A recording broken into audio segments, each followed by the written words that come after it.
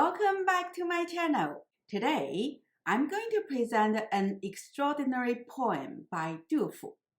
What makes this poem extraordinary is not that it breaks the social conventions of his time like the poem he composed for his wife, but how it follows the cultural and poetic conventions, yet is still able to innovate in its poetic expression and structure the poem in such an elegant and beautiful form. In many aspects, this poem sounds like one of Wang Wei's poems in terms of its beauty and elegance. It paints a lively and beautiful scenery, like many of Wang Wei's poems about his Wangchuan villa, subtract the Buddhist tone. That is why I love this poem very much. I'm Dr. Gao, a philosopher obsessed with poetry. I make videos about the classical Chinese poetry, philosophies, and traditional Chinese medicine. Please click the like button and subscribe my channel. Your support is very important to me. If you would like to donate to my channel, you can find the Patreon link in the homepage of my channel and the description section down below. I also offer one-to-one online lessons on this subject. So, if you would like to read original Chinese text with me, please contact me. Here's my email address. Now, let me read the poem in Chinese first. 两个黄鹂鸣翠柳，一行白鹭上青天。窗含西岭千秋雪，门泊东吴万里船。Now, let me show you my character-by-character translation and interpretation. 两 means two. 个 is a measurement word for things like a piece. 黄 means yellow. Li refers to oriole. Ming is a word describing the sound made by the oriole. So David and I translate it as hoot. Cui refers to the kingfisher grain. Liu refers to willow. Yi means one, so we translate it as a. Hang refers to the roll or file formed by something. Here it refers to a file of egret. Bai means white. Lu refers to the bird egret. Sang literally means above, but here it is used as a verb meaning to go up. So David and I translate it as take off. Qing means blue. Tian means sky. Chuang means window. Han literally means to hold something in the mouth, but here it is used to describe the view from the poet's window, so we translate it as frame. Xi means western. Ling refers to mountain range. Qian means thousand. Qiu means autumn. Xue means snow. Men refers to gate. Bo means mole. Dong means eastern. Wu refers to the territory of the Wu kingdom from the Three Kingdom period, which located in today's Jiangsu and Zhejiang province around Shanghai. Wan means 10,000. Li refers to the Chinese mile, which is about 500 meters. Chuan means boat. So the whole poem can be translated as two yellow orioles hoot among the green willow. A file of white egrets take off into the blue sky. My window frames the western range's thousands autumn snows. Outside my gate, a boat sailed for 10,000 miles from the eastern Wu is moored. This is a rather simple poem and easy to understand. The first couplet presents a peaceful scenario when the poet is sitting in his house and looking out of his window and door to beautiful views. There are birds singing and flying against the background of the trees and the blue sky. This couplet describes what is happening here and now. The next couplet expands the time and space by contemplating how ancient the mountain range is, where snow has been accumulated over thousands of years. And the boat moored outside the poet's gate in the harbor has sailed for tens of thousands of miles to arrive at where he is. The shift from the here and now to the great expanse of space from the eastern coast to the western mountainous regions and the Asian mountain range and its snow summit suddenly opened our minds to the significance of these beautiful but still trivial sceneries. What the poet is experiencing is not just a few birds flying in front of him, the snowy peak shining under the sun, but the views experienced by people over thousands of years, as well as by millions of people from the eastern coast to the western regions. This technique was rather radical in poetry at Dufour's time.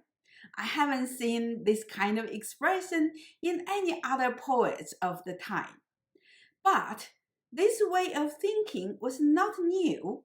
It's rather common in Confucian teaching that you take what is close to you as an analogy or guideline for what is abstract or at a larger time and space scale. For instance, there is a passage in the analyse that talks about how to be a person of 人 or humanist. The analyse, book 6, 子贡 said, what about a person who is broadly generous with people and is about to help the multitude? Is this what we could call humanist?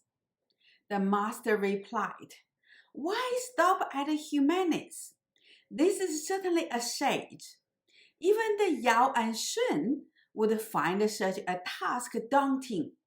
Humane persons establish others in seeking to establish themselves, promote others in seeking to get there themselves. Being able to take what is at hand as an analogy for what is abstract. This is the method of becoming a human person. Note that Yao and Shun were the shades kings from prehistorical time. Confucius regarded them as the culture heroes who created the Chinese civilization. I think this poem shows how deeply Confucian way of thinking was instilled in Dufu. For him, Confucianism was not just the political vision that he cherished and the moral principles he upheld in his everyday life, but also the whole moral and intellectual framework within which he operated. There is no other way he would like to live, and he was a true Confucian. Of course, the poem is also a masterpiece in terms of its elegant form. The lines seem to flow naturally from one scenery to the next one. The language used is also the everyday language. Nothing is contrived. The poem seems to come along by itself effortlessly. However, when we examine each line character by character, it is amazing how strictly the poet sticks to the poetic conventions. Yet, Dufu was still able to achieve the beauty and elegance in its form. Now, let's look at the first couplet. Each character of the first line is perfectly matched by the corresponding character in the second line. 2 is matched by 1. The measurement word 个 or piece is matched by the word 行, meaning roll or file. The word for yellow 黄 is matched by the word for white 白. The name of oriole Li is matched by the name of another kind of bird 路 or eagerate. The verb 鸣 or hoot is matched by the verb 上 or take off. The color of kingfisher green tree is matched by the word for blue 青. The noun willow or 柳 is matched by another noun 天 or sky. The same rule applied strictly to the second couplet. Each character in the first line of the couplet is perfectly matched by the corresponding character in the second line. Although I can't tell you about the tongues and rhymes because I don't speak the dialects of the Tang Dynasty, but I'm pretty sure the tongues are perfectly regulated, and the last characters of the second line and the fourth line rhyme as required. Du Fu composed many such gems in his later years when he completely mastered the art of poetry. I'm going to present a few more such short yet extremely elegant poems in the future. His poems often remind me those of Wang Wei in terms of the lively, picturesque scenes portrayed in his poems, the simplicity in the poem's language, and the elegance in their forms. However, there are also some significant differences between Wang Wei's poem and those of Du Fu. Du Fu, the true Confucian, never thought of retreating to the natural world to escape his social duties. His poems about the natural world are simply admiration for its beauty. Nature was not his spiritual home. The Confucian paradise was. For him, the nature world is where he and his fellow scholar officials could build a Confucian paradise, where all people could enjoy a peaceful and prosperous life. I'll post our translation and that of Professor Stephen Owens on the community page after I upload this video. I'm looking forward to your discussion about the two translations. I enjoyed reading your comments about Du Fu's poem last time very much. I'm Dr. Gao, a philosopher obsessed with poetry. I make videos about classical Chinese poetry, philosophies, and traditional Chinese medicine. Please click the like button and subscribe my channel. Your support is very important to me. If you would like to donate to my channel, you can find the Patreon link on the homepage of my channel or the description section down below. I also offer one-to-one online lessons on these subjects. So, if you would like to read the original Chinese text with me, please contact me. Here's my email address. Thanks for watching my video. I'll see you next time.